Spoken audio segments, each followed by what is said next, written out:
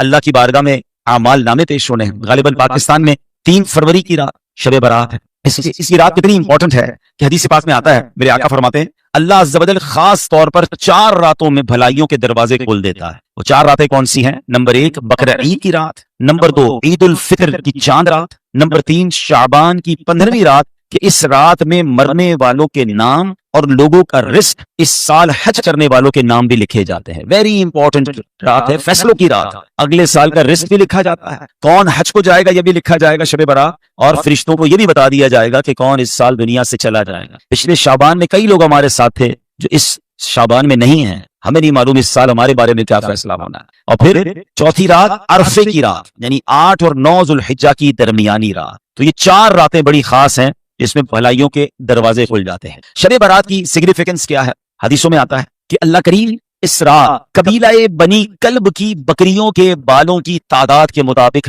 گناہ گاروں کو جہنم سے آزاد فرما دیتا ہے. اچھا, یہ قبیلہ بنی کلب کون سا تھا؟ یہ ایک ایسا قبیلہ تھا اس زمانے میں جو سب سے زیادہ بکریاں پالتا تھا. میں اور آپ ایک بکری کے بال نہیں گن سکتے, اتنے بڑے قبیلے کی بکریاں, ہزاروں بکریوں کے بال کتنے ہوں گے؟ تو اس کا مطلب سارے بخشے جائیں گے, کروڑ لوگ بخشے جاتے ہیں. مگر اس کے ساتھ ایک لسٹ بھی آئی حدیث میں کہ سب بخشے جائیں گے, یہ چند قسم کے لوگ جو ہیں یہ نہیں بخشے جائیں. اب آپ امیجن کریں کہ کتنے بڑے مجرم ہوں گے کہ ایسی مبارک رات جس میں کروڑوں بخشے جا رہے ہیں, اس میں کون لوگ ہیں جو نہیں بخشے جائیں گے؟ جو نہ بخشے جانے والے ہیں ان میں نام ذرا آپ سن لیں. نمبر 1 حدیثوں میں ملتا ہے کہ شراب کا عادی نہیں بخشا جائے. اب انفارچونیٹلی سنا یہ جاتا ہے کہ مختلف شادیوں کے پروگراموں میں, دوستوں میں اب کولڈ ڈرنک کی طرح لوگ شراب پی رہے ہیں. اللہ کے واسطے, اللہ رسول کے واسطے شراب کے قریب نہ جائیں. یہ شراب الخبائث ہے, اور شرابی جو ہے وہ شب برات بھی نہیں بخشا جائے. اور اب تو بہت نارملائز کر دیا گیا ہے شراب کو. کبھی کبھی ایسا موقع نہیں ملتا کبھی دیکھنے کا, اللہ معاف کرے, کبھی جہاز میں سفر ہوتا ہے تو چاہ کے رائٹ لیفٹ ہمارے ساتھ بعض اوقات پاکستانی اور مسلمان ہی ٹریول کر رہے ہوتے ہیں,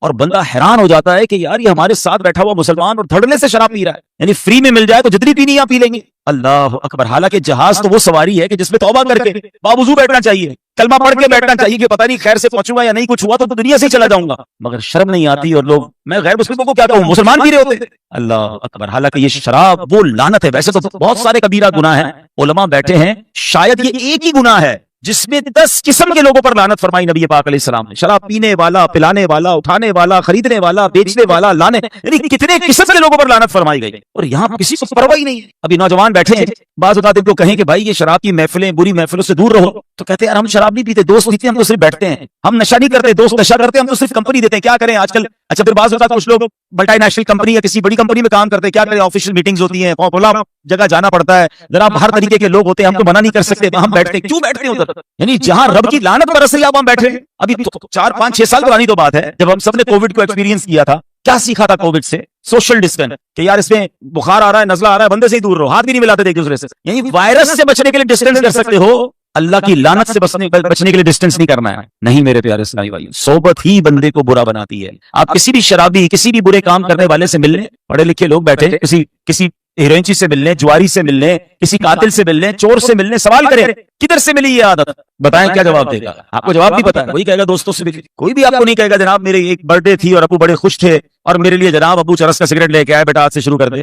کبھی بھی والدہ نے میرے امتحان کے اچھے نمبروں کے بعد مجھے چاقو لا کر ہی دیا تھا کہ بیٹا چوری شروع کر رہے. ساری بری عادتیں نارملی بری صحبت سے ملتی ہیں. لیکن آج کا نوجوان جواب کیا دیتا ہے؟ میں تو بڑا پکا ہوں, میں کچھ نہیں کرتا, دوست کرتے بیٹھتا ہوں. نہیں میرے پیارے, آج آپ بیٹھ رہے ہیں اور کل آپ مبتلا ہو جائیں گے. اچھوں کی صحبت میں بیٹھے ہیں, بری صحبتوں سے بچیں, کیونکہ شراب کا عادی شب برات بھی نہیں بخشا جائے. آگے فرمایا ماں باپ کا نافرما. یہ کیسا گناہ ہے اور کتنا خطرناک گناہ ہے کہ تقریباً ہر وہ رات جس رات سب بخشے جاتے ہیں, یہ جن گناہ گاروں کے بارے میں آتا ہے یہ نہیں بخشے جائیں گے, ان میں آپ کو ہر لسٹ میں ماں باپ کا نافرمان ضرور ملے. یعنی اللہ کو کتنا سخت ناپسند ہے کہ جو بندہ اپنے ماں باپ کو ستاتا ہے. تو اے میرے پیارے اسلامی بھائیوں, پردے میں رہ کر سننے والی میری بہنوں, خدا کی قسم اگر آپ کے ماں باپ آپ کے پاس ہیں, یو آر سو لکی. اللہ اکبر. ماں باپ بھی ہوں اور شعبان بھی ہو, ماں باپ بھی گھر میں ہوں اور شب برات بھی ہو, ارے ماں باپ بھی ہو اور رمضان بھی ہو, اور کیا چاہیے آپ کو؟ پوچھو ان سے جن کے ماں باپ چلے گئے, کتنا یاد آتے ہیں ہر بڑی رات کو کہ کاش ماں ہوتی تو آج دعا لیتا, والد ہوتے تو ان سے دعائیں لیتا, افطار میں ماں ہوتی تو ہم مل کے ماں کی آمین سنتے.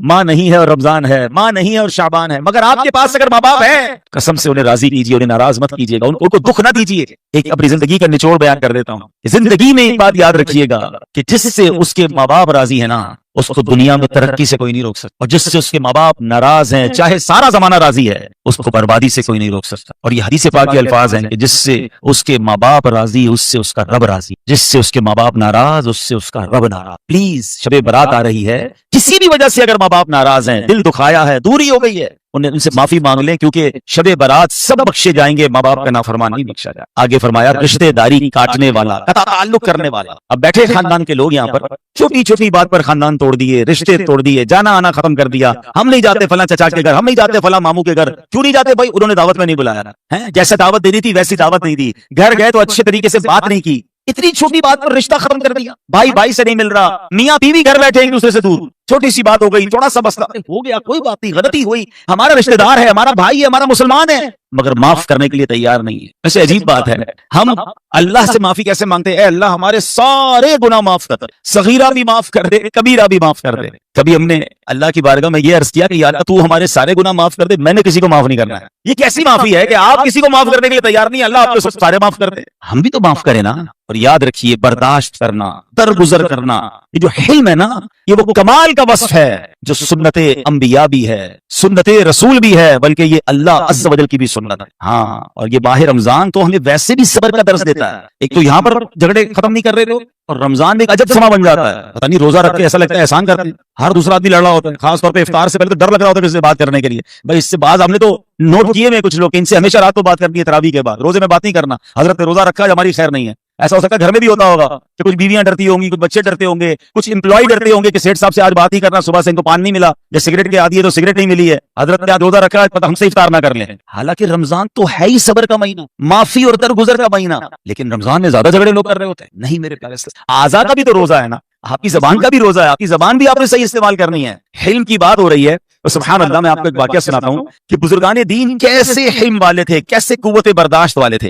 एक बुजुर्ग के बारे में आता है कि बहुत बड़े बुजुर्ग हैं, हजरत अहनफ बिन कैस रज़ी अल्लाह अन्हु, ताबई बुजुर्ग हैं। ताबई वो होता है जिसने किसी साहबी का दीदार किया हो और उसका ईमान पर खात्मा हुआ, और ताबई भी जन्नती होता है। अब एक बार हम कहीं जा रहे थे तो किसी ने आपको गाली दे दी। अब जरा इमेजिन करें कि हम कहीं जा रहे हैं और हमें कोई गाली दे दे, हमारा क्या रिप्लाई होगा? ओए होए होए, अब तो जितनी गालियां याद है सारी उसको देनी है। मगर ये कैसे अजीम बुजुर्ग थे, खामोशी से चलते रहे। वो पीछे से गालियां देता रहा, आप चलते रहे। वो बहुत जोर जोर से गालियां देता रहा, आप चलते रहे। एक जगह आपने जब घर के इलाके के करीब पहुंचा ना, रुक गए और उस शख्स से कहते हैं भाई और भी बाकी रह गई तो दे दो, अपने मोहल्ले में जब मैं दाखिल होऊंगा ना तो अब वहां मेरे जानने वाले काफी होंगे, वो तुम्हारी गालियां सुनकर तुम्हें कोई नुकसान ना पहुंचा रहे, तुमसे मेरी वजह से कोई झगड़ा ना करें, अगर कुछ और बाकी बच गया तो मुझे गालियां दे दो ताकि तुम्हें भी कोई तकलीफ ना पहुंचे। अब आप सोचिए उस बंदे को कितनी शर्मिंदगी हुई होगी, लेकिन ये था हमारे बुजुर्गों का हिल्म, ये था उनका बर्दाश्त। अच्छा, इसी तरह में अगर हम सब एक नाज शरीफ बड़ी शौक से हमें याद है, उसके अल्फाज भी याद है। सलाम उस पर के जिसने गालियां सुनकर दुआएं दी, सलाम उस पर के जिसने फूंके प्यासों को कबाएं दी। अच्छा, मैं आपसे पूछूं, हमने कितनी बार गाली सुनकर दुआ दी है?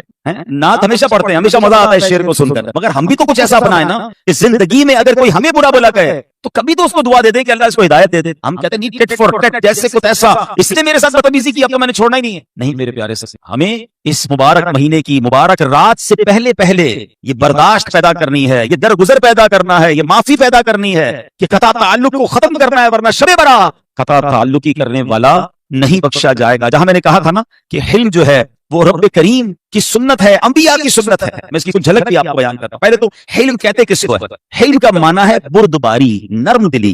इमाम गजाली रहमतुल्लाह तआला फरमाते हैं, आदमी को गुस्सा आए और वो कोशिश करके तकल्लुफ के साथ नफ्स को मजबूर करके गुस्से को दबा दे तो इसको कज़्बुल गैज़ कहते हैं, यानी गुस्सा पी जाना कहते हैं। बड़ी अच्छी बात है, गुस्सा आए तो गुस्सा पी जाए, और ये बड़ा प्यारा ढूंढ, इसको अफजल ढूंढ कहा गया कि बंदा गुस्सा पी जाए। बल्कि हदीसों में यह भी मजमून है कि पहलवान वो नहीं जो गुस्से के वक्त किसी को पछाड़ दे, पहलवान वो है जो गुस्से के वक्त अपने आप को काबू में रखे। मगर हिल्म इससे भी ऊपर की चीज है। वो क्या है? फरमाया कि अगर बंदा गुस्सा पीने की इतनी मशक कर ले, बार बार अपने गुस्सा पीने की आदत अपनाए, एक वक्त आए कि उससे गुस्सा आया ही ना करे, और गुस्सा आ जाए तो गुस्सा दबाने का तकल्लुफ ना करना पड़े, बल्कि आसानी से गुस्सा उसका चला जाए, दब जाए, इसको हिल्म कहते हैं।